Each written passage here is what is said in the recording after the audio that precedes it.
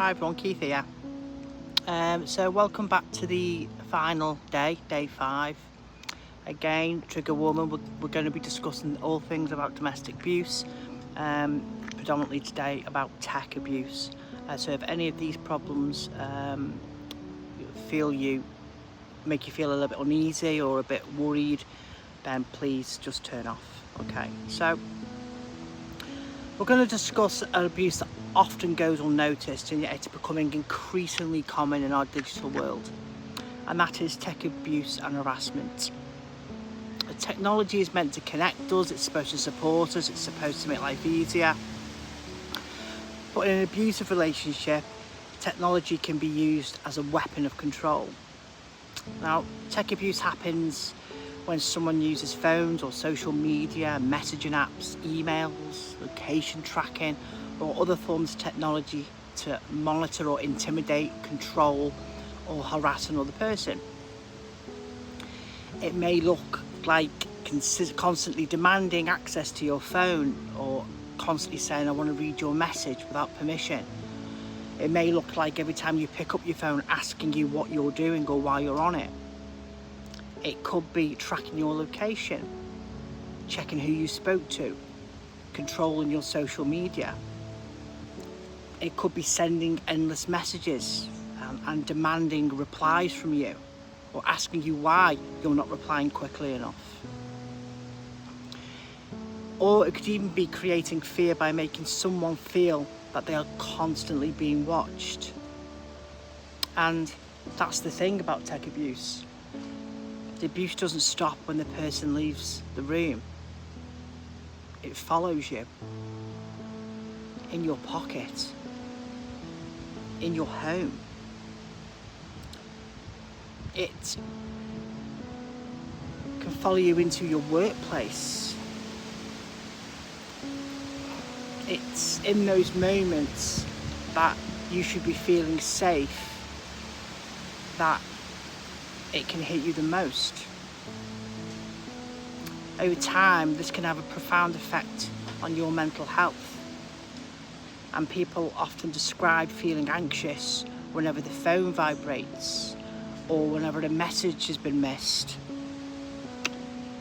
They may become hypervigilant, constantly checking notifications, constantly picking up their phones just to see if someone's called.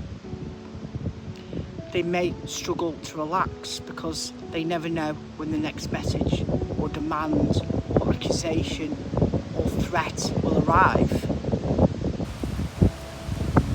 Many survivors feel fear, exhaustion, isolation, depression, and a loss of their personal freedom. Imagine feeling as though someone is looking over your shoulder every moment of the day. That's not connection.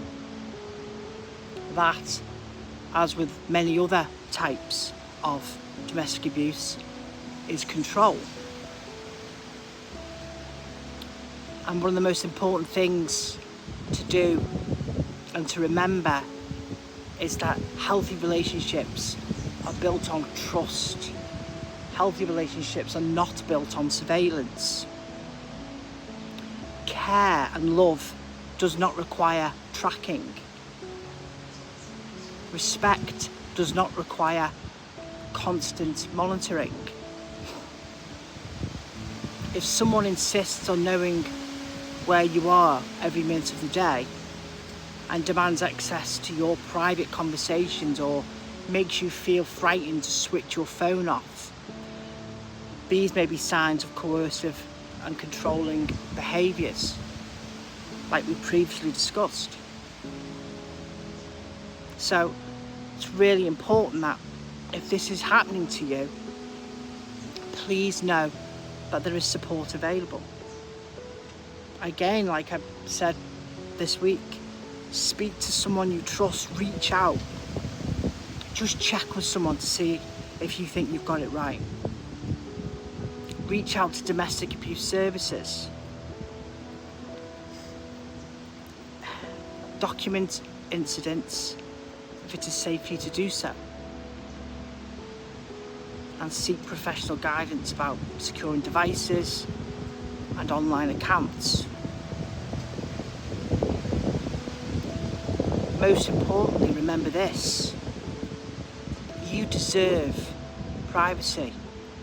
You deserve safety. You deserve relationships that bring peace, not fear. And no matter how trapped you may feel right now, there are people ready to listen, support, and help you find a way forward. So just before we finish today, let me leave you with this affirmation, something you can say to yourself. My life belongs to me. My voice matters. My boundaries matters. I deserve safety. I deserve respect. And I deserve freedom. So over the last 5 days, we've spoken about many different forms of domestic abuse. And although these forms of abuse may look different, they all share one thing in common. They are about power. They're about control, fear, and a gradual erosion of your personal sense of self. Domestic abuse does not discriminate. It doesn't discriminate against sex or age. It doesn't discriminate against culture, belief or background. Because it can affect any age, gender, background, culture or profession at any time. Behind every statistic is a human being, a person who deserves safety, a person who deserves dignity, a person who deserves to live without fear. That is why conversations like this matter.